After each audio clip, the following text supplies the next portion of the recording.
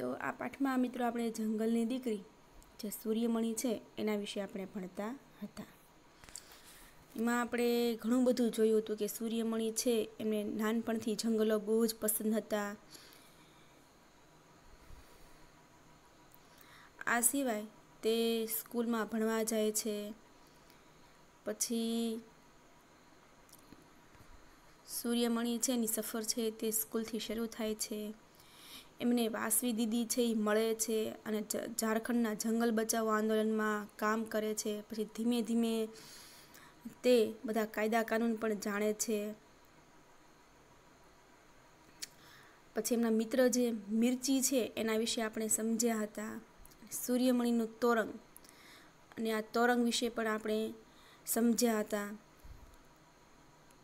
ત્યારબાદ એક જે દીકરી ઓડિશાની દીકરી હતી 10મા ધોરણની શિખ્યા, તેમણે મુખ્યમંત્રીને પત્ર લખ્યો હતો. તો એ પત્રમાં એણે કેટલું સરસ મજાનું જંગલ વિશે લખ્યું હતું તેના વિશે આપણે સમજ્યા હતા. ત્યારબાદ આપણે ભારતનો નકશો જોયો અને તેમાં આછા ગાઢ જંગલો ક્યાં આવેલા છે અને ગાઢ જંગલો ક્યાં આવેલા છે તેના આધારે તમને થોડુંક હોમવર્ક પણ આપ્યું હતું કે નકશામાં જોઈને તમારે જુઓ અને લખો તે પૂરું કરવાનું હતું. તો છેલ્લે સુધી આપણે ત્યાં સુધી ભણ્યા હતા.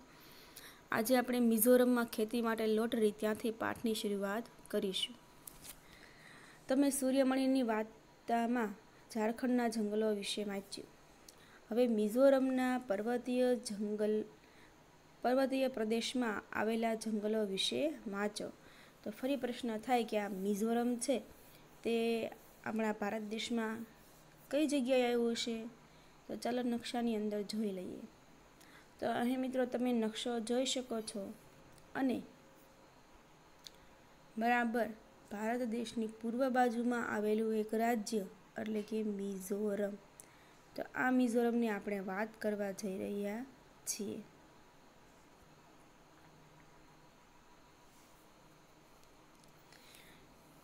જુઓ ત્યાં લોકો કેવી રીતે રહે છે અને કેવી રીતે ખેતી કરે છે. ટન ટન ટન જેવો ઘંટ વાગ્યો.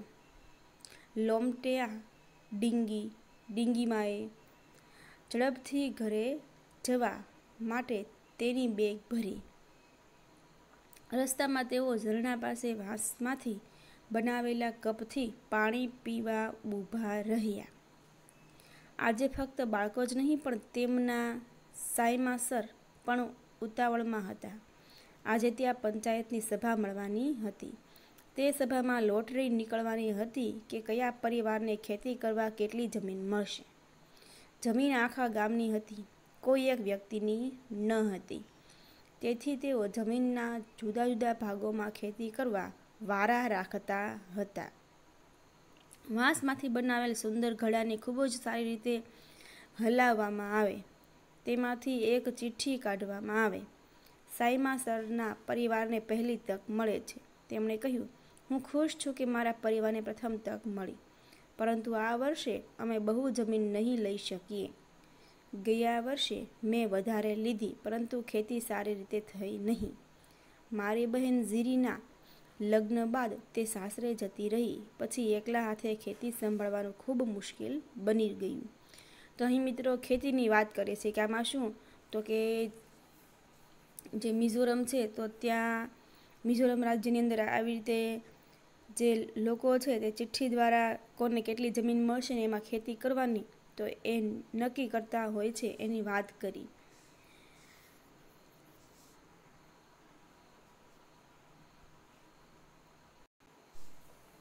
સાયમાસરે 3 ટીન જમીનનું પૂછ્યું. નાની માથીનીએ પૂછ્યું, 3 ટીન જમીન એટલે શું? ચામુઈએ સમજાવ્યું, જેના પર આપણે 1 ટીન બીજ ઉગાડી શકીએ તેને 1 ટીન જમીન કહેવાય. ગામના પરિવારને એક પછી એક તેમની જમીન ખેતી માટે મળવા લાગી. તો અહીં મિત્રો એમ કીધું કે આપણે કેવી રીતે એટલા ચોરસ મીટર છે જમીનનો ટુકડો છે તો એને અહીં શું કહે છે? એને ટીન કહેવાય. તો એવી અહીં વાત કરી છે. તો બધા છે ચિઠ્ઠી દ્વારા જમીન છે એ કોને કેટલી વાવવી એવી રીતે નક્કી કરતા હોય છે, એવી અહીં વાત કરી છે. શોધી કાઢવાનું છે, જો તમને મળે તો શોધી કાઢજો કે મિઝોરમની આજુબાજુ કયા રાજ્ય છે. હાલો પાછળ નકશામાં જોવા જઈએ કે મિઝોરમની આજુબાજુ કયા રાજ્યો છે, એટલે આપણા ભારત દેશના કયા કયા રાજ્ય છે.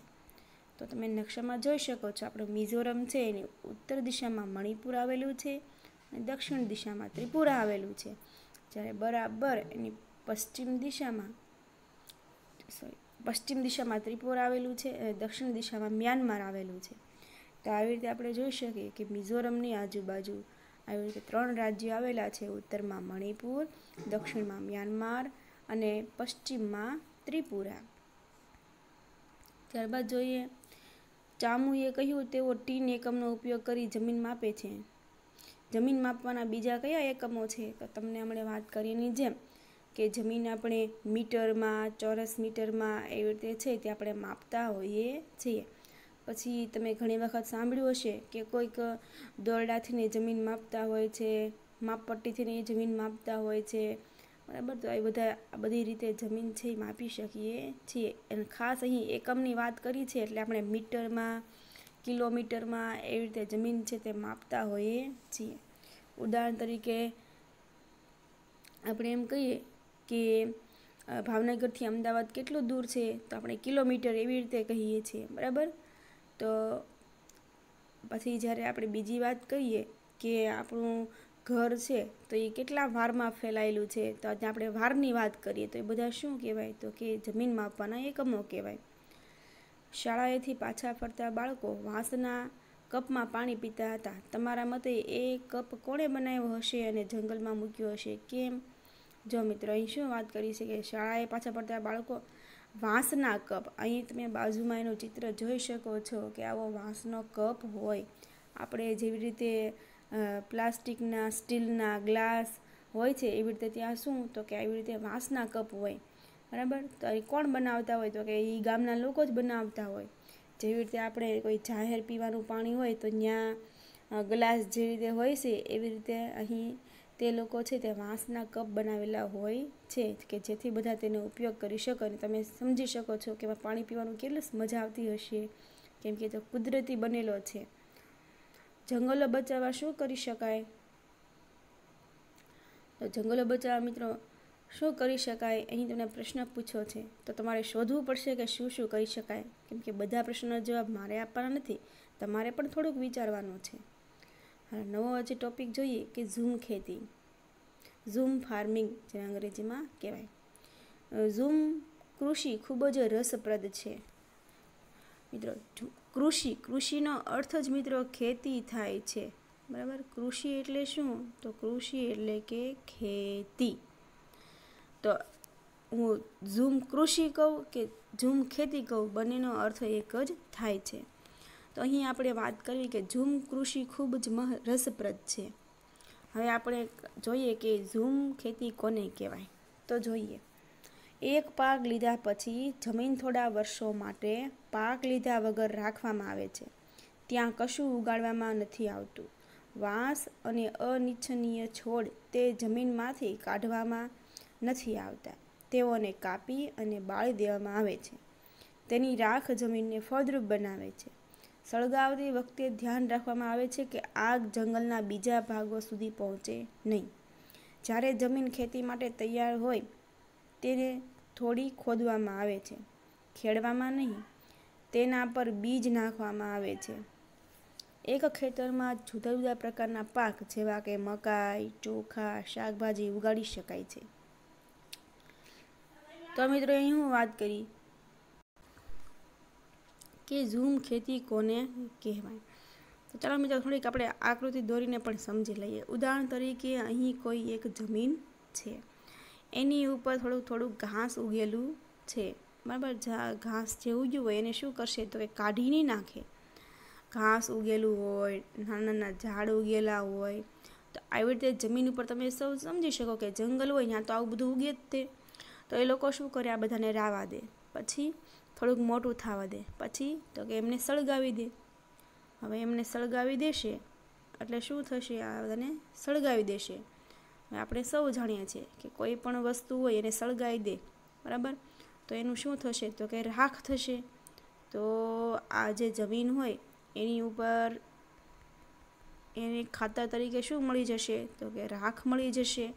પછી આ લોકો શું કરે છે? તો કે આ જમીનને ખોદે છે, ખેડતા નથી, એટલે કે એમને ખોદશે. કોદાળી, ટ્રીકમ એવા બધા જે કંઈ એની પાસે સાધનો હોય એની મદદથી એને ખોદશે. પછી શું કરશે? તો કે તેના પર બીજ છાંટી દેશે. તો એની ઉપર તેઓ બીજ નાખશે, બરાબર. બીજ નાખે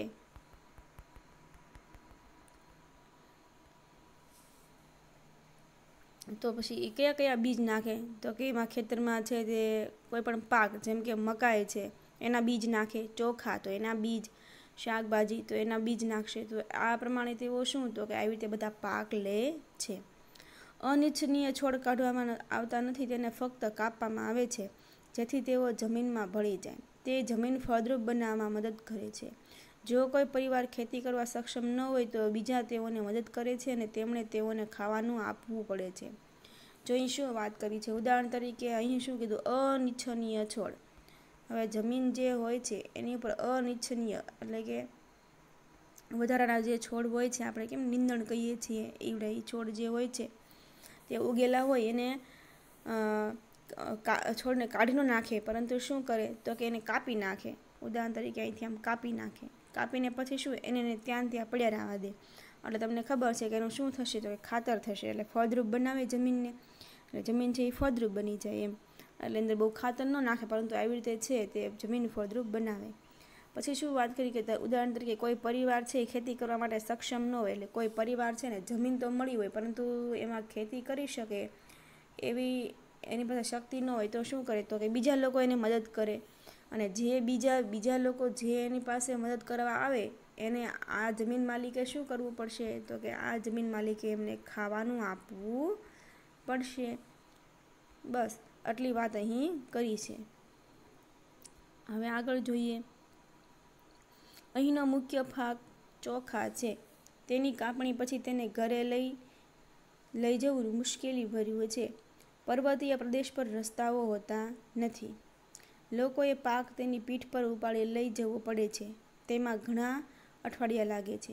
તો જો અહીં શું વાત કરી કે આ બધા જે પર્વતીય વિસ્તાર છે અહીં તમે જોઈ શકો કે એમાં રસ્તો બનાવવો કાંઈ સહેલો છે નહીં, બરાબર. એટલે કાંઈ વાહન કાંઈ જઈ શકે નહીં. તો શું કરે આ લોકો? તો કે જે પાક તૈયાર થાય તે પાકને પોતાના પીઠ ઉપર ઉપાડીને પોતાના ઘરે લઈ જતા હોય છે. અને અહીંનો મુખ્ય પાક ચોખા છે, એના વિશે આપણે વાત કરી.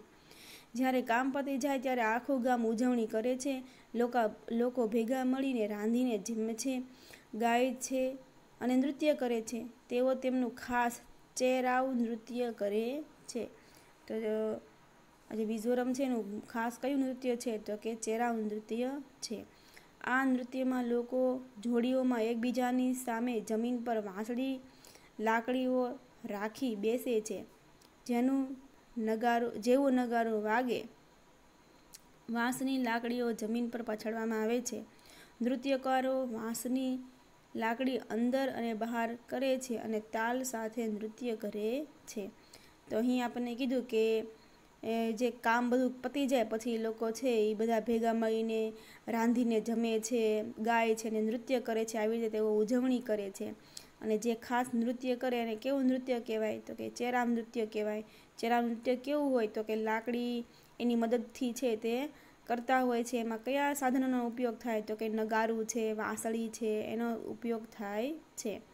ચેરામ નૃત્ય વિશે વધારે જાણકારી મેળવો તમારા વર્ગમાં નૃત્ય કરો. તો મિત્રો આપણે કાંઈ વર્ગમાં છીએ નહીં, બરાબર, પરંતુ આપણે આવું કાંઈ નૃત્ય કરવાનું નથી, બરાબર. પરંતુ ધ્યાનથી અને એકબીજાને નુકસાન પહોંચાડશો નહીં. પરંતુ આપણે મિત્રો આવું કાંઈ નૃત્ય કરવાનું નથી ને એકબીજાને કોઈને નુકસાન પણ પહોંચાડવાનું નથી, બરાબર. મિઝોરમના 3/4 લોકો જંગલો સાથે જોડાયેલા છે. અહીં જીવન મુશ્કેલી ભર્યું છે, પરંતુ લગભગ બધા બાળકો શાળાએ જાય છે. તમે તેમાંના થોડા અહીં જોઈ શકો છો, જેમની પાંદડાની સિસોટી કેવી મસ્તીની વગાડે છે. તમે પણ આવી સિસોટી બનાવી હશે, ખરું ને? જો મિત્ર બધા બાળકો છે એ ઊભા છે, બરાબર, સિસોટી વગાડીની વાત કરી. તો અહીં જે એક બાળક છે એને તમે સિસોટી વગાડતો જોઈ શકતા હશો, બરાબર કે. અને બધા બાળકો જે છે તમારી જેવડા નાના નાના છે એ પણ સ્કૂલે જાય છે. તો અહીં સુધી આપણે વાત કરી. અહીં આપણે એક નવું છે કે આપણે શું શીખ્યા. હવે આ પાઠમાંથી આપણે શું નવું શીખ્યા, તો કે ઝૂમ ખેતી અને ભાસ્કરભાઈની ખેતી કરવાની પદ્ધતિમાં શું સરખું છે અને શું તફાવત છે. તો મિત્રો તમે જોઈ શકો છો કે ઝૂમ ખેતી છે તો એમાં કેવી રીતે હોય, તો કે વૃક્ષો કે નાના નાના જે ઘાસ હોય એ બધા બાળીને એ પછી જમીન જે હોય ખોદીને વૃક્ષો પાક વાવવામાં આવે છે. જ્યારે ભાસ્કરભાઈ જે ખેતી કરે એમાં શું હોય છે, તો કે તે જે જમીન હોય છે ને વ્યવસ્થિત સાધનોની મદદથી ખેડે છે, પછી બિયારણ નાખે છે, એવી રીતે બિયારણને વાવવામાં આવે છે. જ્યારે આ ઝૂમ ખેતીમાં વાવવામાં આવતા નથી, પરંતુ છાંટી દેવામાં આવે છે. ત્યારબાદ બીજું આપણે જોઈએ સરખું શું છે, તો કે સરખું એવી રીતે છે કે જે ઝૂમ ખેતી છે એની અંદર તેઓ લોકો પણ ખાતરનો ઉપયોગ કરે, પણ કેવી રીતે, તો કે ખાતર તો નાખે જ છે. ભાસ્કરભાઈ પણ ખેતી કરવામાં ખાતર તો નાખે જ છે, પરંતુ બેની રીત સરખી નથી, અલગ છે. પછી તફાવત શું છે, તો કે ભાસ્કરભાઈ છે આધુનિક સાધનો વડે ખેતી કરે ને ઝૂમ ખેતીમાં એવું કોઈ સાધનનો ઉપયોગ કરે નહીં.